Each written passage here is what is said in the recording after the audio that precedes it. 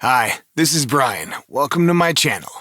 In this video, I'm going to talk about the infamous Madeleine McCann disappearance case and look at some of the CWt&x, or Portuguese authorities' errors which hampered the investigation and probably led to the disappearance of the 16-year-old toddler, or worse, missed the opportunities to catch the murderers and locate her corpse. Back in 2007, Madeleine McCann disappeared in Praia da Luz, Portugal, while on vacation with her family. No one has seen her since.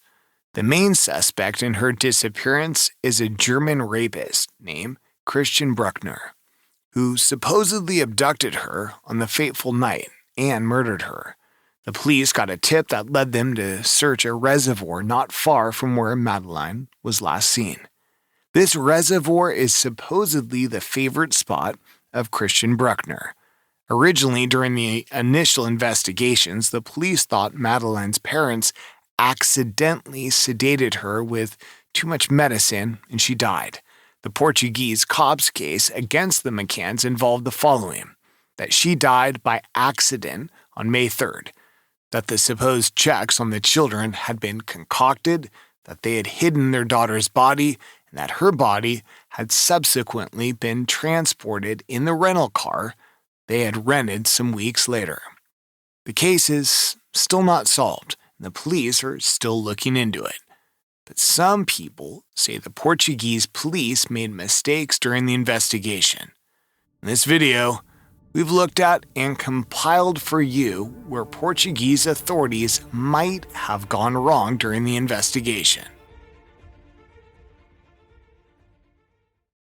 Kate McCann raised the alarm about Madeleine's disappearance at 10:15 p.m., but the first responders didn't arrive until 11 p.m.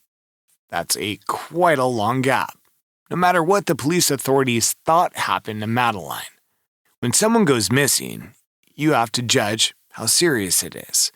If it's a 21-year-old who went missing after partying, it's not as concerning as a 3-year-old disappearing. Even if they thought she just wandered off, shouldn't have taken them 45 minutes, especially when they were told exactly where to come. People agreed that mistakes were made in the crucial hours right after Madeleine disappeared. The border and marine police didn't get descriptions of Madeleine for many hours. According to Kate, roadblocks weren't set up until 10 a.m. the next morning. The police didn't ask for surveillance pictures of cars leaving Praia da Luz that night or on the road between Lagos and Villarreal de Santo Antonio on the Spanish border. Not only that, Euroscut, the road monitoring company, said they were also never asked for any help. Interpol took 5 days to issue a global missing person report. That's not enough. Interviews in the resort were not done carefully. Some people were never interviewed. Some British vacationers had to contact the British police later by themselves because no one had spoken to them.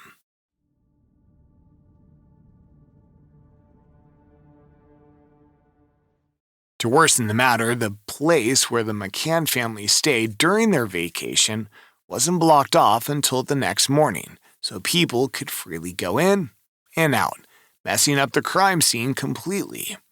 Kate mentioned that an officer put tape across the kid's bedroom doorway but left at 3 a.m. without properly securing the place. That's not all.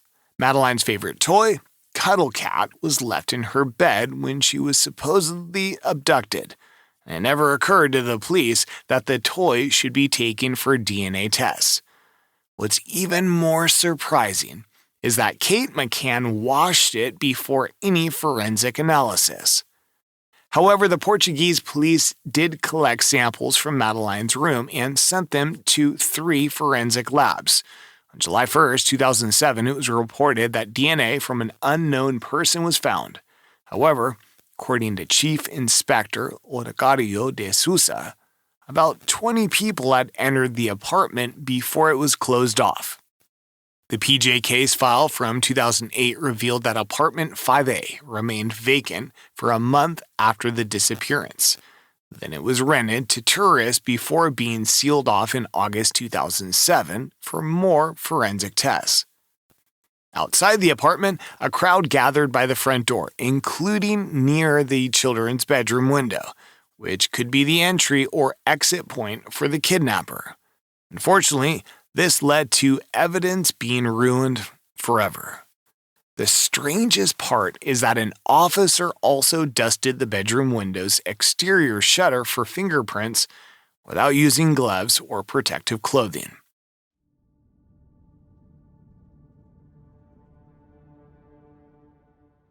The 5A apartment is surrounded by apartments around it. Now, imagine you're on vacation, enjoying a peaceful time. Suddenly, you spot a 3-year-old girl in her pajamas wandering alone outside. Naturally, your instinct is to bring her inside and find out where she belongs. Think about the police in a similar situation, house to house, or in this case, apartment to apartment. Inquiries should have happened straight away after failing to find Madeleine. However, doing this in a holiday complex requires a lot of time and resources, which the Portuguese police didn't have either. It's like knocking on doors and asking people if they saw anything, a simple task that became more challenging in a large vacation area.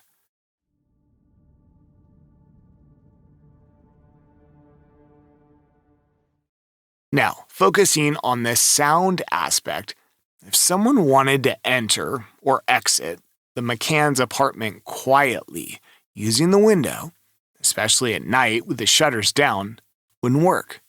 Initially, the McCanns said an intruder came through the window, but later they changed their version, suggesting a quiet entry through the sliding door and a noiseless departure. Even though there's no evidence of a break-in, Kate and Jerry still believe someone entered and took Madeleine out through the window without causing a disturbance. However, opening the window at 9:45 p.m. would be impractical for several reasons, like waking up other sleeping children and attracting attention. Also, Madeleine's room overlooked not just a parking lot, but also a 3-story block of flats with multiple apartments, making a quiet exit challenging. What's interesting is looking at pictures from the apartments behind the Ocean Club. We usually focus on apartment 5A, but we might miss what's happening in the apartments right behind it. These other apartments not only have a good view of McCann's apartment, but also can hear if someone opens a window. It's a good spot to notice any noise, especially at night. So, it doesn't make sense for the kidnapper to risk making noise. Also, there's no proof that someone else opened the window. The fingerprints point to Kate McCann. In Kate McCann's book, she talks about Madeleine's bed, but she doesn't give many details about what she did or thought when she looked out the window. Kate also says Jerry closed the shutter at the open window after Madeleine was taken. This surprised them because they initially thought the shutter could only be raised from the inside. There's a video by profiler Pat Brown showing someone struggling to raise the shutter from the outside, and it seems difficult. So, naturally, it leaves us with one option only. Whoever did the whole kidnapping job was not just a stranger to the family after all. 5 days after the girl went missing, the police in Portugal asked for help from sniffer dogs named Keela and Eddie from South Yorkshire Police in the UK. Keela is trained to find blood, and Eddie barks when he smells dead bodies. They were taken to the apartment, a wasteland, and the beach. During the first search, the dogs didn't find anything at the wasteland or the beach, but both dogs signaled inside the apartment. Keela and Eddie both pointed to behind the sofa in the McCann apartment, and Eddie also indicated near the wardrobe in the bedroom. In the second search, even though they thoroughly searched the apartment, Eddie only signaled at Madeleine's cuddle cat toy on the living room floor. Keela didn't find anything in the new apartment, The police took some things for examination and placed them in a different spot for the dogs. Eddie signaled again at the cuddle cat in a box of clothing, but Keela didn't signal during this time. Regarding the McCann's rented car, Eddie signaled at the driver's door and Keela signaled at the trunk and the glove compartment, which had maps and keys. After putting the keys in a bucket of sand, Keela signaled again.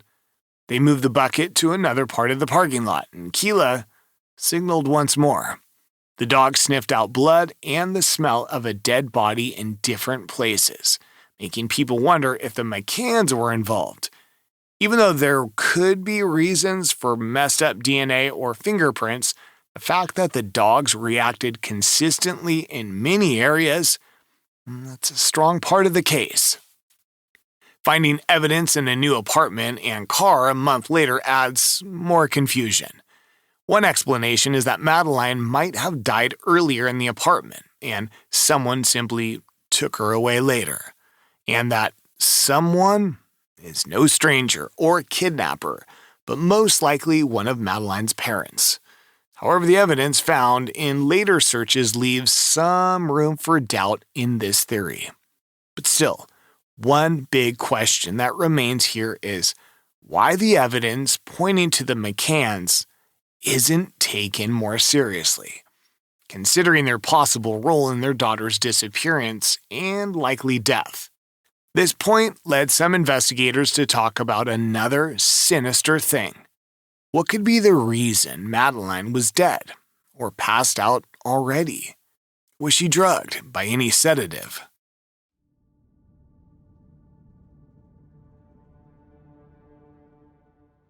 Despite negative toxicology tests, some family members, including Kate McCann, have admitted to having Calpol in Portugal, which wasn't used as a sedative but for medical purposes. Surprisingly, Jerry explicitly denied using Calpol when questioned. While not classified as such, the May 2007 formula of Calpol turned out to have a minor sedative effect.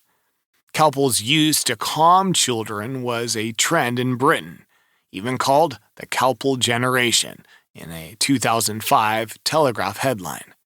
Sonia Poulton, a journalist, proposed that Madeleine might have been sedated by high dosage of Calpol.